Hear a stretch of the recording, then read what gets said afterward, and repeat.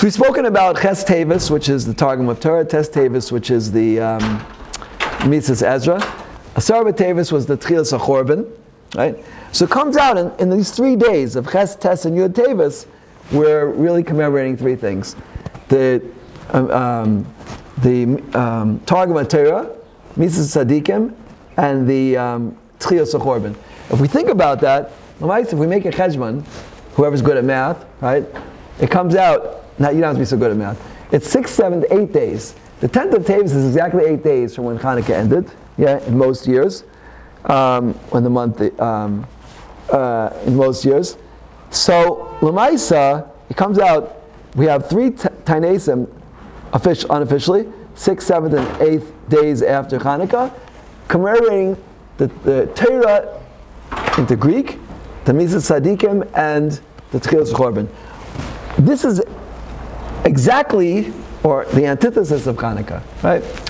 Hanukkah was, the Torah was almost nishkach, Baruch Hashem it wasn't, that Zaydim biyad Rishonim biyad Tzadikim, Zaydim biyad Oskei Torah Secha, the Hisgabris, the strengthening of the Tzadikim, and then finally, the Chanukah's Mizbeach. The 3 things that we got on Hanukkah, as it were, we commemorate the Chalishos, the weakening, after that, after that. And I believe the message is clear. We speak about this every year, but it always needs to be reviewed, right? That the battle is not over yet, right? Especially, I just got back from America, right? And you see that the Greeks have a lot of Talmidim. The Greeks have a lot of Talmidim, and the battle is still going. I had the schus when I was in New York to speak to Rav Noach Olbaum. He told me an interesting thing, right? He said the Minchas Yitzchak, Dayan Weiss, when he became the Rav Yerushalayim, so it's apparently a very strenuous job to be the head of the Badats, the guy of the Badats. They haven't offered it to me yet, so I can't say I know.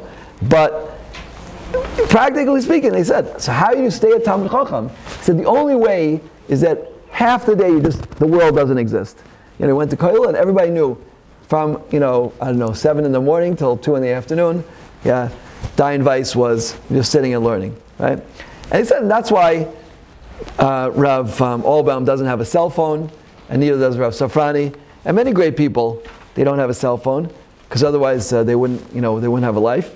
A lot of Rabbanim and Chutzlaretz now, they have to carry a phone, which means they can't go more than like 5 minutes and sometimes 5 seconds without a message coming at WhatsApp or a call or this or this or this. The more technology there is, the more we're pulled away from Torah. And aside from the eichos and the kamos, from the quality and from the quantity of Torah learned, the idea of being interrupted every few seconds, every few minutes, is it makes the Torah much more superficial. Because the way to get beneath the surface to the depth of Torah is only by learning hour after hour, straight, without any interruptions. And that's really the message of these days, right? Torah, Tzadikim, and the Beis Hamikdash, they all allow us to penetrate the surface and see what's really going on in the world, and not to be thrown by superficiality. So, as we have these 3 days, we should use them properly and appreciate them, and to use it to understand that the only way we could fight superficiality is with Torah Tzadikim, and Bezrat Hashem, the Beis Hamikdash should be built soon. Amen. Kein Ratzon.